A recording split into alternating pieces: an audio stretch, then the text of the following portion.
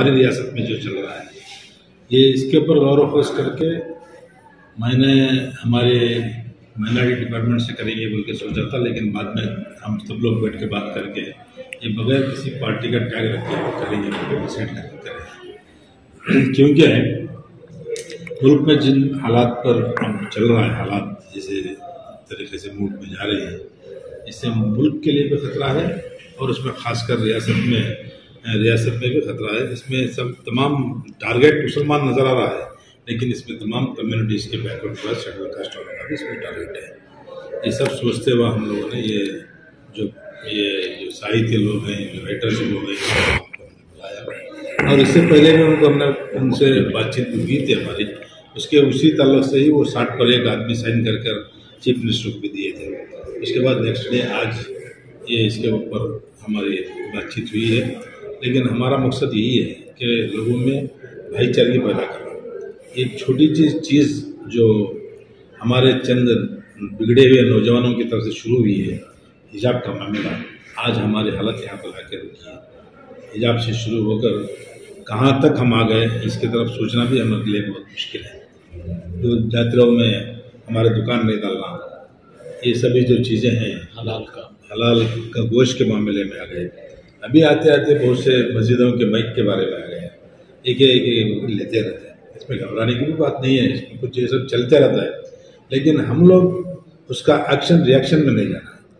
आज मैं एक अखबार को भी बोला हूँ, जो वो लोग मंदिरों के सामने दुकान रखने के लिए जो मना कर रहे हैं, हमारे लोगों से ये अपील है, रमज़ान मुबारक के महीने में मस्जिदों के सामने तमाम फिरके के लोग हमारे मस्जिदों के सामने दुकान लगाएं और व्यापार करें। हमारा कोई इसमें ज़ात पात का ये नहीं है, हमारे मज़हब में कोई भी ज़ात पात का किस्सा है ही नहीं। ये छोटे छोटे दिमाग, छोटे छोटे सोचना, ये सब हमारे पास नहीं है।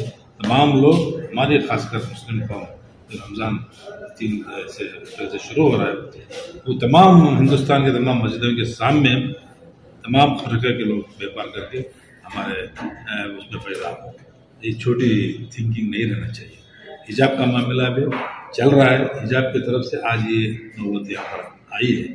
कल बच्चे कम से कम मैं देखा कि कम से कम 50-100 बच्चे मस्जिद वो ये हिजाब डाले बगैर एग्ज़ाम नहीं लिखते बोल के सुनने में आ रहा है।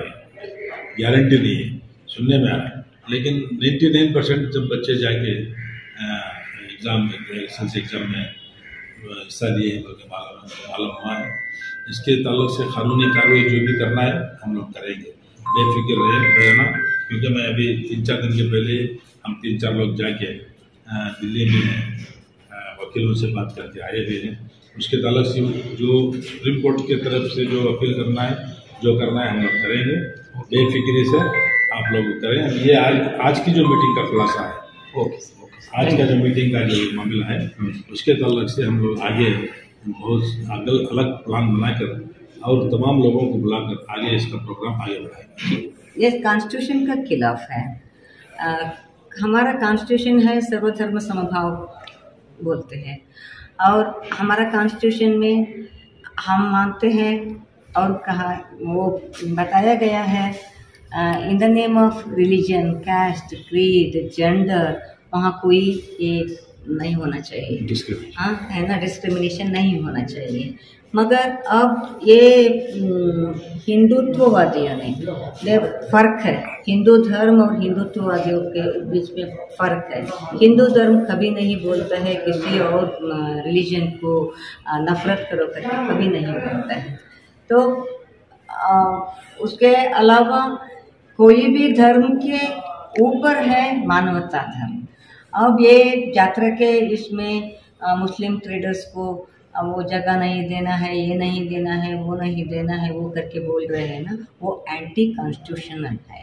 तो गवर्नमेंट किसी भी हो, कर्नाटका में भाजपा का गवर्नमेंट चल रहा है, नेशनल में एनडीए भाजपा का ही गवर्नमेंट चल रहा है, मगर गवर्नमेंट किसी का भी पक्ष किसी का भी हो, मगर गवर्नमेंट है ना, गवर्नमेंट तो कॉन्स्टिट्यूशन के जरिए चलना पड़ता है। इसलिए हमारा राय ये है, बोम्माई को, बसवराज बोम्माई को एक डिसीजन लेना है, ये कॉन्स्टिट्यूशन का खिलाफ कोई कार्रवाई करे वो कानून के जरिए पनिशमेंट के लिए वो काबिल है।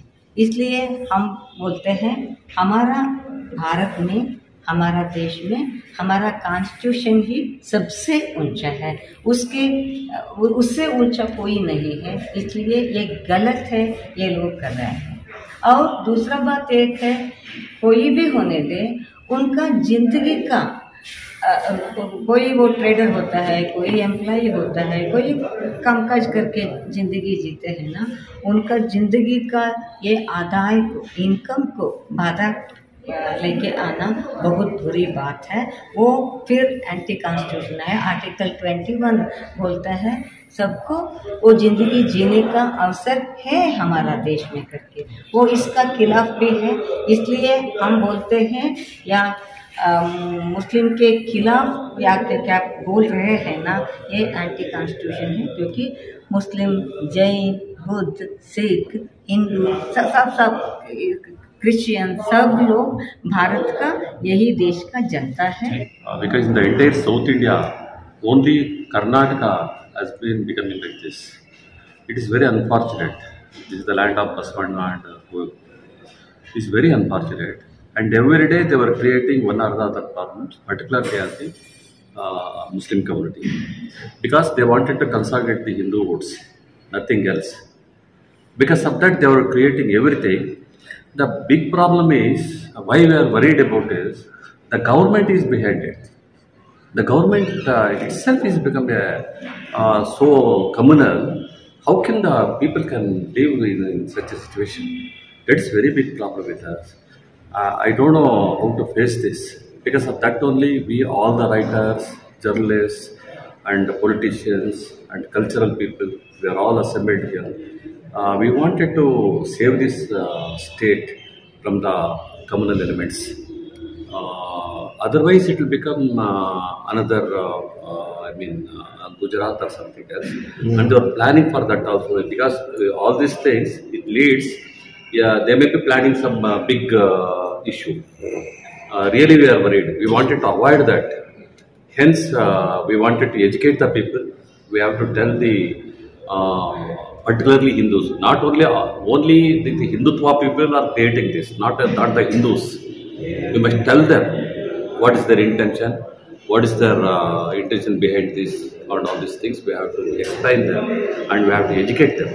All these issues are being raised for the election purpose, or what is the? It is 100% election purpose only, because the election is there 1 year.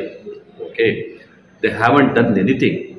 They have stopped all the progressive programs, whatever the Congress was started and the Siddaramaiah regime. Okay, they stopped everything. Every day the thing is, prices are rising like anything, particularly gas, petrol, and all these things. Because of that, the people may know about all these things. Hence, they wanted to cover this.